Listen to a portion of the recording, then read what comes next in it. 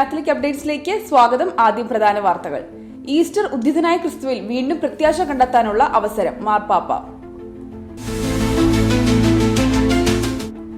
ദുഃഖവെള്ളിയാഴ്ച Leo മാർപ്പാപ്പ ഇസ്രായേലിലെയും യുക്രൈനിലെയും പ്രസിഡന്റുമാരെ phone ചെയ്തു.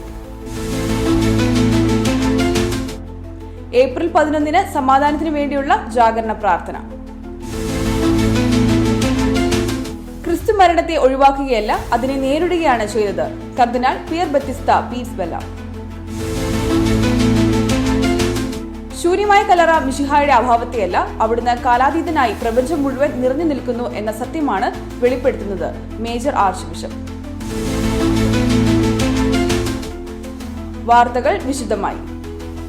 Easter ഉദ്ധിതനായ ക്രിസ്തുവിൽ വീണ്ടും പ്രത്യാശ കണ്ടെത്താനുള്ള അവസരം മാർപ്പാപ്പ. ഈസ്റ്റർ ഉദ്ധിതനായ ക്രിസ്തുവിൽ വീണ്ടും പ്രത്യാശ കണ്ടെത്താനുള്ള അവസരമാണെന്ന് ലിയോ 14 പാപ്പ ഈസ്റ്റർ ദിനത്തിൽ രാവിലെ സെന്റ് പീറ്റേഴ്സ് സ്ക്വയറിൽ വിശുദ്ധ കുർബാന അർപ്പിച്ച് സന്ദേശം നൽകുകയായിരുന്നു പാപ്പ. യുദ്ധം, അക്രമം, അനീതി എന്നിവയാൽ മുറിവേറ്റ ഒരു ലോകത്തിൽ പുനരുദ്ധാനത്തിന്റെ പ്രത്യാശ കൊണ്ടുപോകാൻ ക്രൈസ്തവർക്ക് കഴിയണം. പാപത്തിനും മരണത്തിനും നിരാശയ്ക്കുമുള്ള ദൈവത്തിന്റെ ഉത്തരമാണ് പുനരുദ്ധാനം. ഇന്ന് എല്ലാ സൃഷ്ടികളും പുതിയ വെളിച്ചത്താൽ ഉജ്ജ്വലിക്കുന്നു. ഭൂമിയിൽ നിന്ന് ഒരു സ്തുതിഗീതം ഉയരുന്നു. നമ്മുടെ ഹൃദയങ്ങൾ സന്തോഷിക്കുന്നു. ക്രിസ്തു മരിച്ചവരിൽ നിന്ന് ഉയർത്തെഴുന്നേറ്റു. അവനോടൊപ്പം നാമും പുതിയ ജീവിതത്തിലേക്ക് ഉയർത്തെഴുന്നേൽക്കുന്നു, പാപ്പ പറഞ്ഞു. ദുഃഖവെള്ളിയാഴ്ച ലിയോ മാർപ്പാപ്പ ഇസ്രായേലിലെയും യുക്രൈനിലെയും പ്രസിഡന്റുമാരെ ഫോൺ ചെയ്തു. ദുഃഖവെള്ളിയാഴ്ച ലിയോ 14 പാപ്പ ഇസ്രായേൽ പ്രസിഡന്റ് ഐസക് ഹെർസോഗിനെയും യുക്രൈൻ പ്രസിഡന്റ് സെലൻസ്കിയെയും ഫോൺ ചെയ്തു. ഇരു നേതാക്കന്മാരെയും പ്രത്യേകമാണ് പാപ്പ ഫോൺ ചെയ്തത്. യുക്രൈനിലും മിഡിൽ ഈസ്റ്റിലും നടന്നുകൊണ്ടിരിക്കുന്ന യുദ്ധങ്ങളെക്കുറിച്ചും പാപ്പ പ്രസിഡന്റുമാരുമായി സംസാരിക്കുകയും തുടർച്ചയായി മാനുഷിക സഹായത്തിന്റെ ആവശ്യകത എടുത്തു കാണിക്കുകയും ചെയ്തു.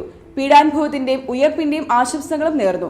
ക്രിസ്തു മരണത്തെ ഒഴിവാക്കുകയല്ല, അതിനെ നേരിടുകയാണ് ചെയ്തത്. കർദിനാൾ പിയർ ബത്തിസ്ത പീസ് ബെല്ല. ക്രിസ്തു മരണത്തെ ഒഴിവാക്കുകയല്ല, മറിച്ച് അതിനെ നേരിടുകയാണ് ചെയ്തതെന്ന് ജെറുസലേമിലെ ലത്തീൻ പാത്രിയാർക്കീസ് കർദിനാൾ പിയർ ബത്തിസ്ത പീസ് ബെല്ല തിരുക്കല്ലറ ദേവാലയത്തിൽ നടന്ന ഈസ്റ്റർ ജാഗരണ ശുശ്രൂഷയിൽ സന്ദേശം നൽകുകയായിരുന്നു അദ്ദേഹം. സുവിശേഷത്തിലെ സ്ത്രീകളുടെ ചോദ്യമായ ആര് നമുക്കായി കല്ല് ഉരുട്ടിമാറ്റും എന്നത് ഇന്നത്തെ കാലത്ത് ഏറെ പ്രസക്തമാണ്. യുദ്ധവും വേദനയും തീർത്ത കല്ലറകൾക്ക് മുന്നിൽ പകച്ചു നിൽക്കുന്ന മനുഷ്യത്വത്തിന്റെ ചോദ്യമാണിത്.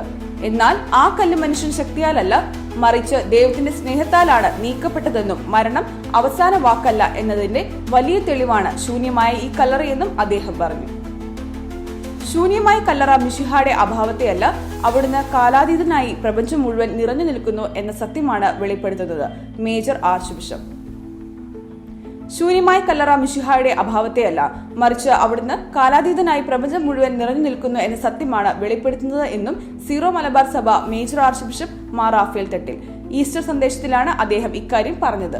മിശിഹായുടെ ഉദ്ധാനം പഴയ ജീവിതത്തിലേക്കുള്ള മടക്കയാത്രയല്ല, മറിച്ച് മരണമില്ലാത്ത ഒരു പുതിയ അവസ്ഥയിലേക്കുള്ള പ്രവേശനമാണ്.